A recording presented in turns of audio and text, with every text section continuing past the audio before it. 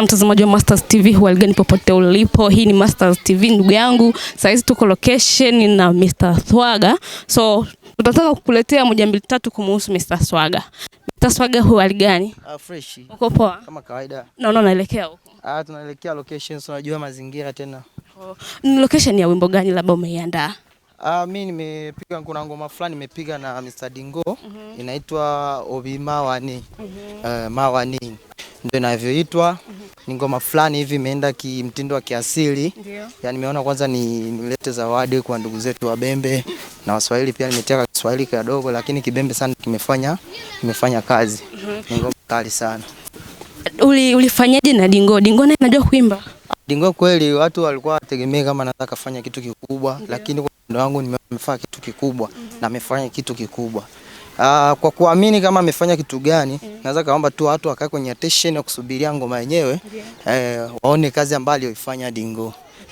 Tunaona kwenye location yenyewe ina mambo mengi sana. Sijui kuna watu ambao kidogo wanaonesha kitu fulani ambacho kitakuwa real kabisa kitafanyika. Sijui ilikuwaje gharama ya hicho kitu. Gharama ni kubwa sana. Gharama ni kubwa sana kwa sababu nimegharamia. Video yenyewe ilikuwa naruhusu kugharamia. Nimegharamia sana. Wewe mwenyewe unaona watu. Ndio, naona wako wengi. Tena wengine wana majina yao, ili kuwafiti kwenye video ni kitu kikubwa sana. Maana sio kitu kidogo. Kwa sababu ni gharama kubwa, mradi mtu arizike aje kwenye location. Video kujipanga.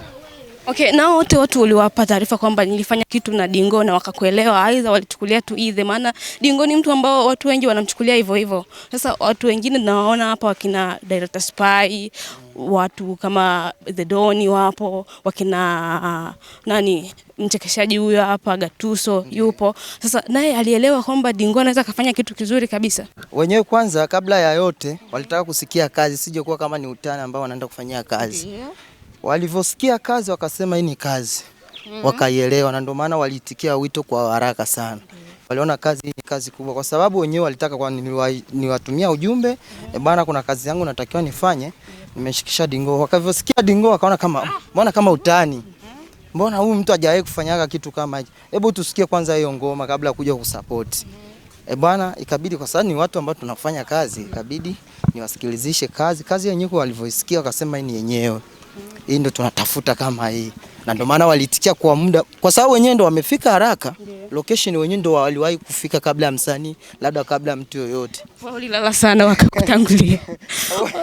Osha kuna mtu ambaye anasupportiwa anashindwa kuja haraka, lakini mtu anasupport ndio anawahi kufika. Ina maana yule mtu tumeiona sana. Hii leo imetokea. Okay. So nataka nijue pengine kuna idea za director aliweka hapo kwa sababu aliona uliyofanya naye kazi ni Dingo. Kaona hapana, acha tufanye hiki ili kiwe hivi, au tu ni kitu ambacho mlikifanya really kabisa? Tunajua location yetu director bwana ni ndoa yetu, tunataka tu bibi harusi wetu atoke. Au yeye director ndo alitoa idea za kusema kwamba tunaweza tukacheza hivi na hivi ili video ikae vizuri? Director ndo ametoa hiyo nani kufuatana alisikia idea. Jamani namwacha mke wangu jamani. Malikia namwacha. Malikia pole. Acha tumsubiri. Malikia jamani amechoka. Aise kipengele. Pole. Hapa tungepata hata boda basi. Spy. Ningepata hata boda basi, amechoka huyu.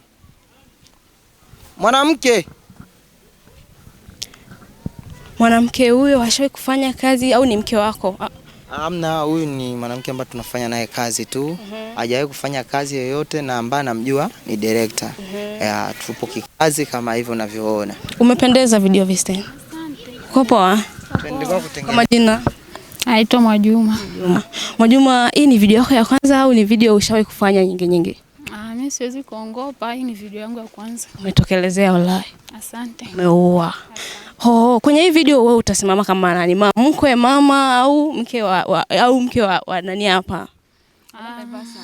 Mimi nasimama kama mke wa Swaga Boy. Mwavita, uliwahi kuwa na ndoto ya kufanya kama video Visten? Na ndoto nyingi. Useme hii ndo kazi yangu ya kwanza. Unafahamu. Unataka uwe unafanya zaidi na zaidi, si ndio? Nataka. Inakufanana. Jitahidi. Utaweza. Okay.